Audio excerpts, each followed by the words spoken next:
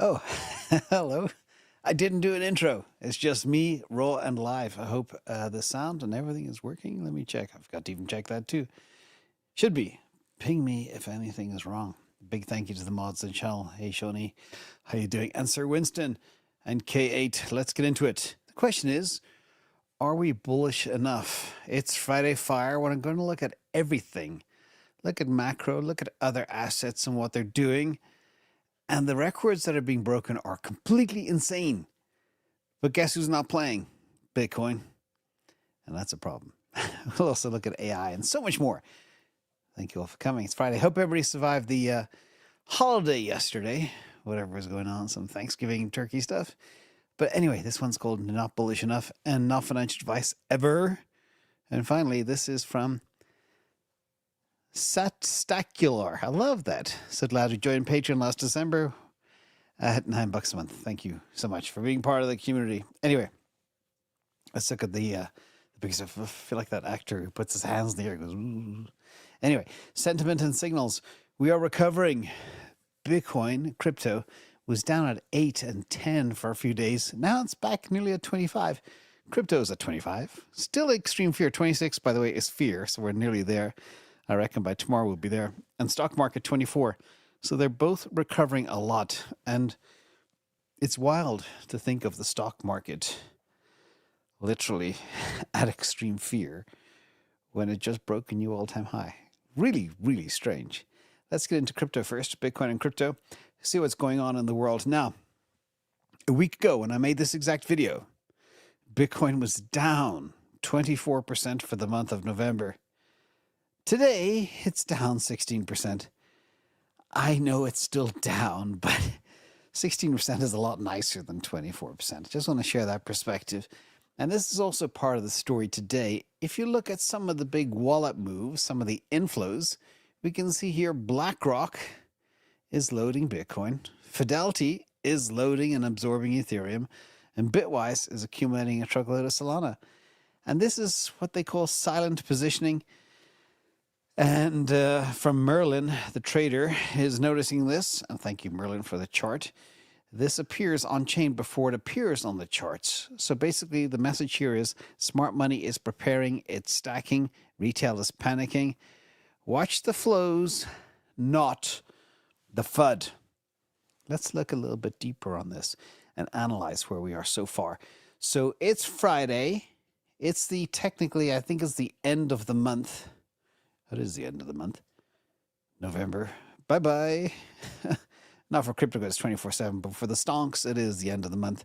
But let's look at the ETF flows so far on the weekly.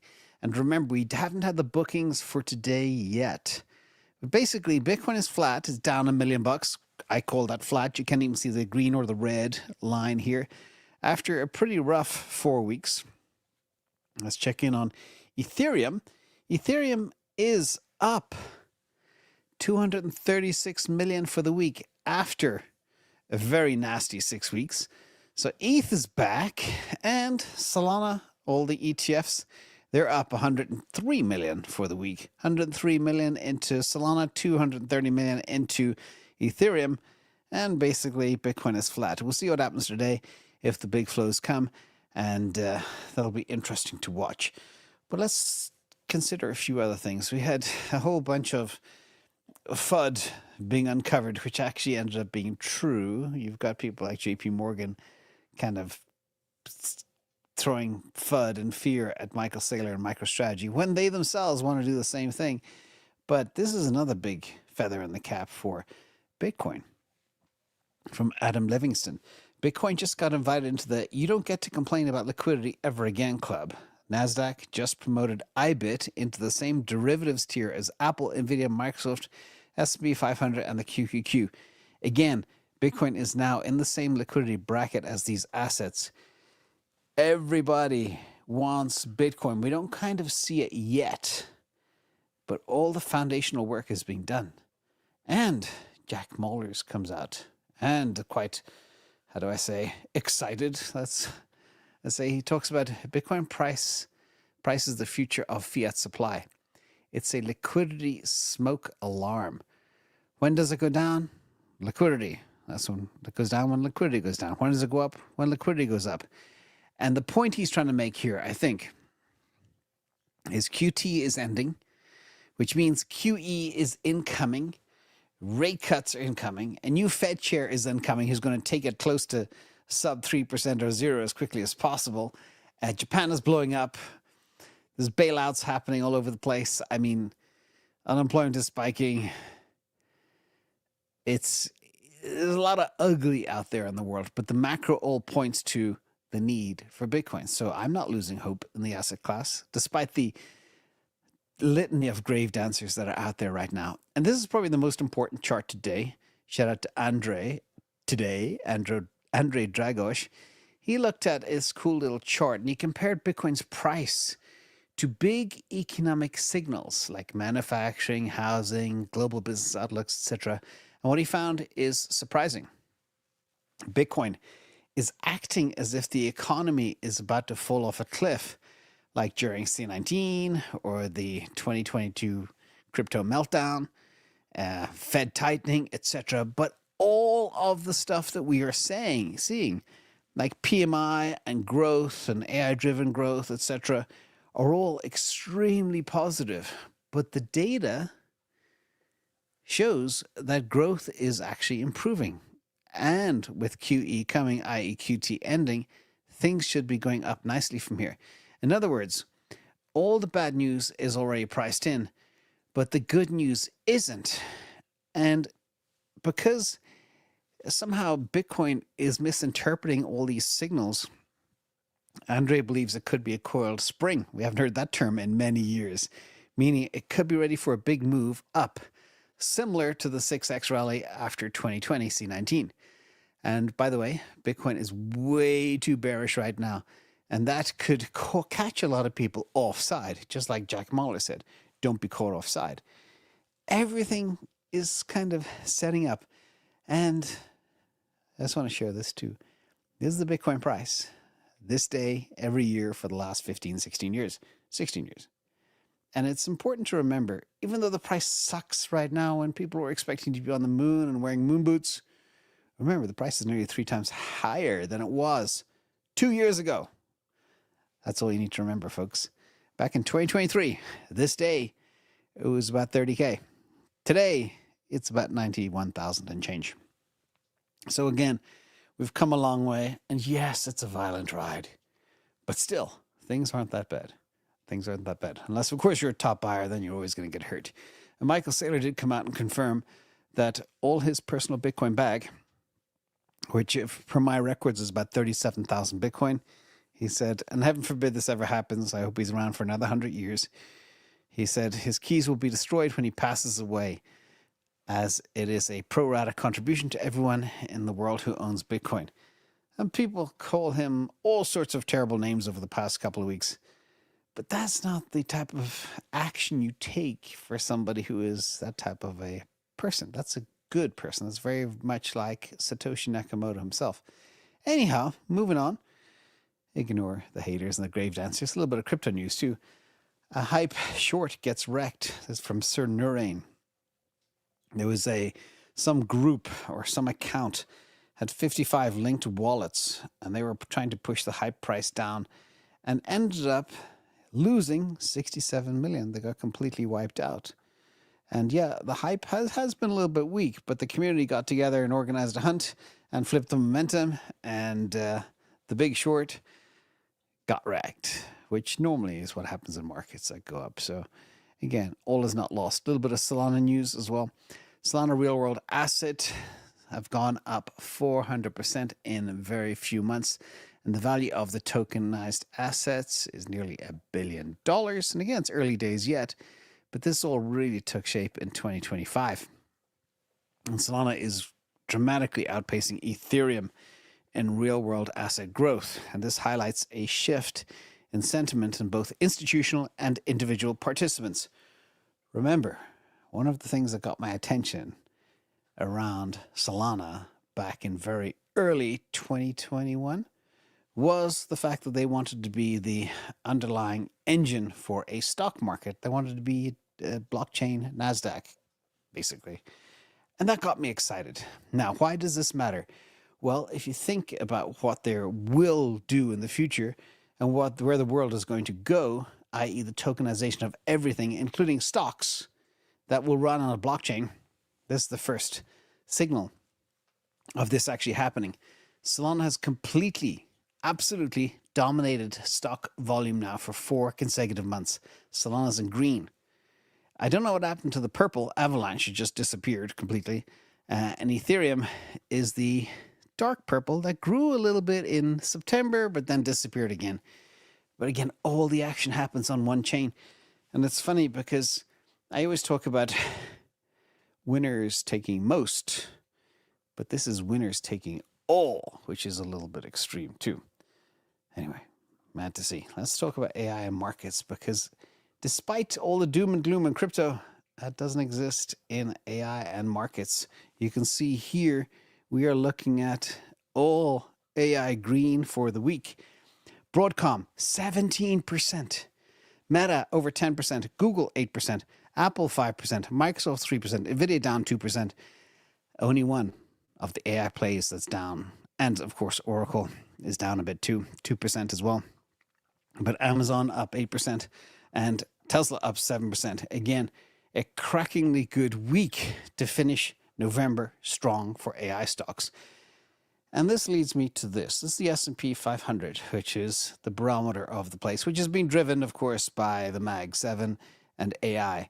But this is stunning. We have a new record monthly close on the S&P 500 while we're at extreme fear. It doesn't make any sense, my friends.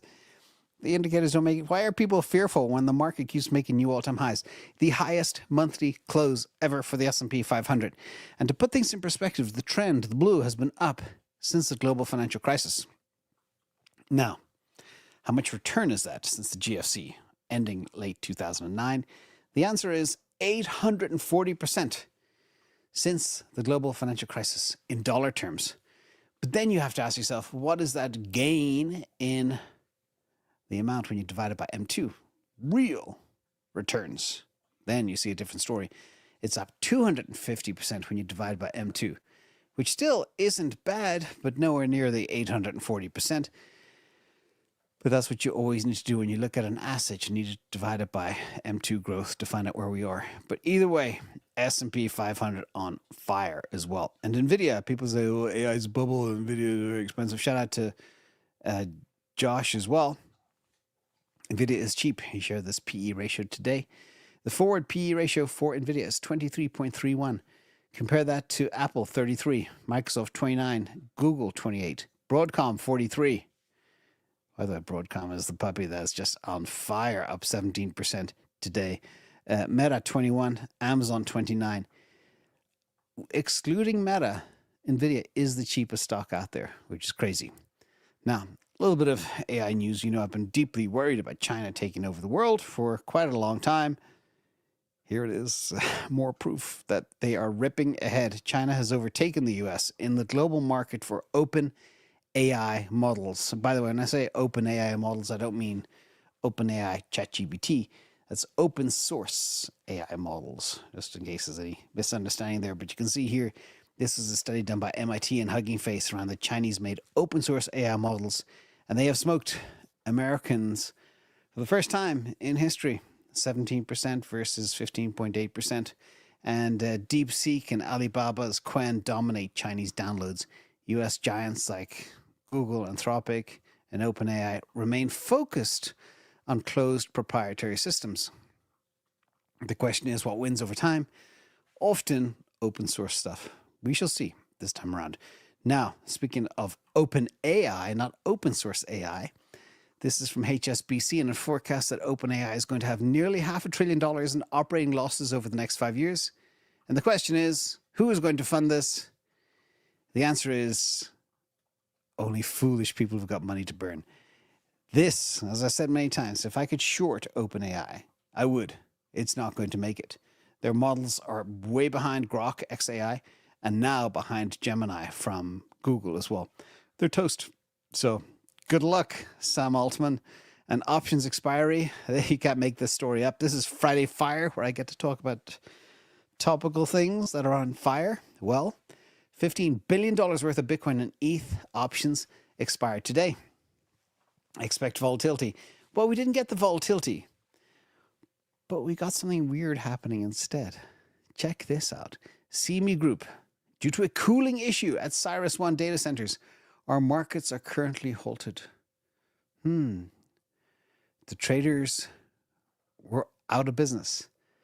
The CME was flying dark, and liquidity was reduced even more after the CME halted trading of commodities, futures, and options, including those for crypto too. Again, you can't make this stuff up. The timing is too bizarre. And if you know me, you know I don't believe in coincidences. Ever. So let's say cooling issue on expiry day, on a big $15 billion crypto expiry. The question is who's behind the scenes. Now, a little bit of macro news. And again, this is all conjecture, allegedly, whatever. You take the info, do with it as you please. Let's talk about some macro news. Something very bizarre. We've seen gold ripping for quite some time. We know when gold rips, it means something is going wrong in global macro, global markets. Now, macro will be good because of data center build-outs and things like that, but other things are not so good behind the scenes, like fiat, etc. But this is silver screeching away. I remember I used to trade this between $22.50 and $27.50 for the longest time, and now it's at $55. And this is now above the 1980 spike. It's above the 2011 spike. And it's, I think, $55 an ounce for the first time in history today. And while everybody's fighting over the AI bubble, precious metals are beginning to crush every other asset class. But what does this mean exactly? Well, gold and silver, they are considered canaries in the mine. They sense trouble out there, trouble with fiat, etc. And people are stacking hard assets like there's no tomorrow. Now, what's interesting is gold first. Typically, silver follows gold, but also Bitcoin's supposed to follow gold, but it didn't. But now we see silver following gold. Maybe Bitcoin is next. We shall see. But when you look at this chart, this is Bitcoin compared against silver, and we are in a monster bear market. Look how much that thing has just dropped off the face of a cliff from about 3.4 ounces, or is it 3,400 ounces? Yeah, 3,400 ounces per Bitcoin, all the way down to, let me get this number, blow it up. I think it's 1,600. So we've gone from 3,400 ounces of silver per Bitcoin down to 1,600. That means we need about 110% gainers to get back to the all-time high. Not only is Bitcoin severely lagging gold, but now also silver. And Bitcoin's a commodity. Bitcoin's considered gold 2.0. And all the grave dancers are out laughing at this. So something's got to give. What is very interesting, though, about silver is just look at these spikes. A 3-year-old can tell you what happens next, and that is silver spikes like it did in 1980, and then it mean reverts big time back to where it came from. 2011 spikes, and it mean reverted back to where it was in 2008. And here we are, third spike in nearly 50 years, more than 50 years. What happens next? Everything mean reverts. That's just my view of the world anyway. And finally, meme du jour. There's a bit of good news too. Jim Cramer, there's no way Bitcoin is going to $1 million. And Vivek says, confirmed, Bitcoin is going to $1 million. And this is so funny because Cramer is always wrong. He's very reliable. I hope you all got smart. I want to say one more time, big thank you to TND Taza and Shawnee D, our friends in Spain and Liverpool. And also Max Grease, Sir Winston, DBF 430, long-term holder. Happy Friday, buddy. Time for a Guinness and IQE Labs. And Vincent Jones. Thanks all for coming, my friends. Happy Friday. I'll see you all Sunday. Bye-bye.